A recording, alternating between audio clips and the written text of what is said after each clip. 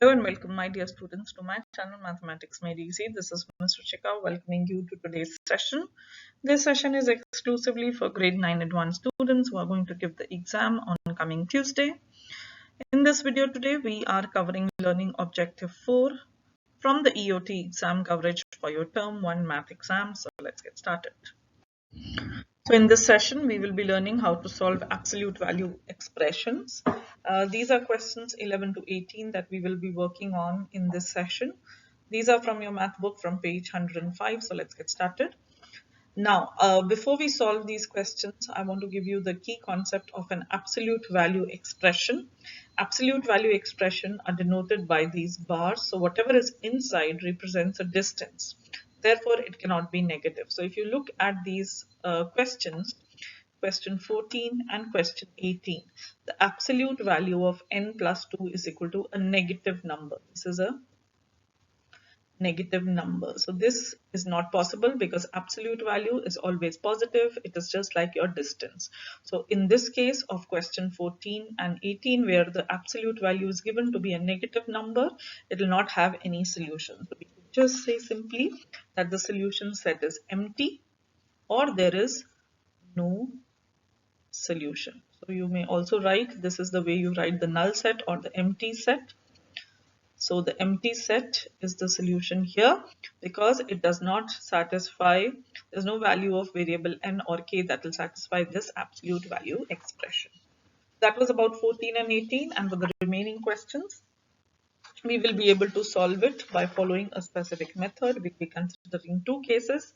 So let's begin question 11 and 12 in the next slide and see how we solve absolute value expressions. So for solving question number 11, we are going to consider two possible cases, case 1 and case 2. So for case 1, this absolute value will be taken as a positive number. So 7 minus 2q, this is the left hand side, is equal to a positive value plus 3.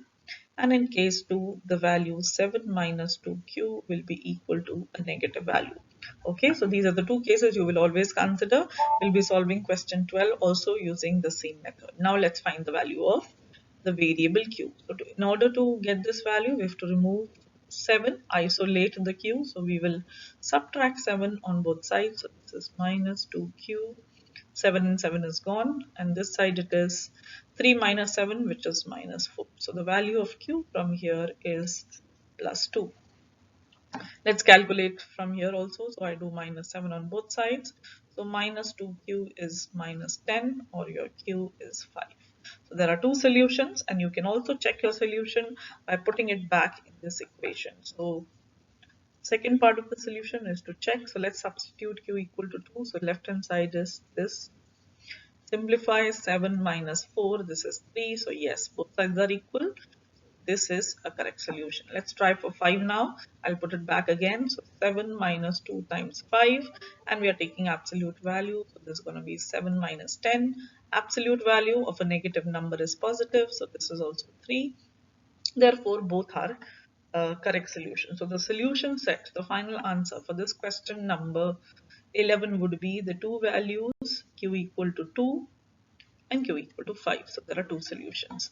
I would want you to similarly try question 12 in a similar manner. And if you do it correctly, the two solutions will be minus 6 and 7. Let's proceed and do some more questions for that extra practice.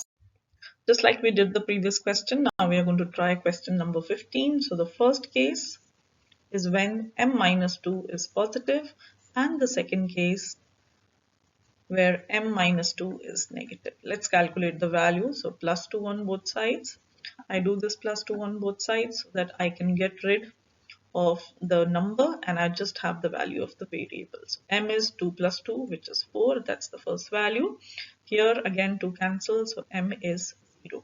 So we have these two values, but yes, we need to put them back in the equation to check our solutions. Just check, put this in place of variable m, do substitution. So this thing is 2, which is the right hand side. So yes, that's a correct solution. Put 0, then absolute value of 0 minus 2 is also 2, which is correct. So this is also solution. So the correct answer, the two solutions for question 15 are m equal to 0, and m equal to 4. Yeah, so two solutions. Let's similarly do question 16, and this time you will see that there are fraction values that you get. So let's do it. Case 1, I'm taking it first. So 5c minus 3 is equal to 1. I need to isolate my c, so I will add 3 to both sides. Cancel the common terms, so 5c is 4 or c is 4 by 5. That's your first value. Let's move to case 2. In case 2, 5c minus 3 is going to be minus 1.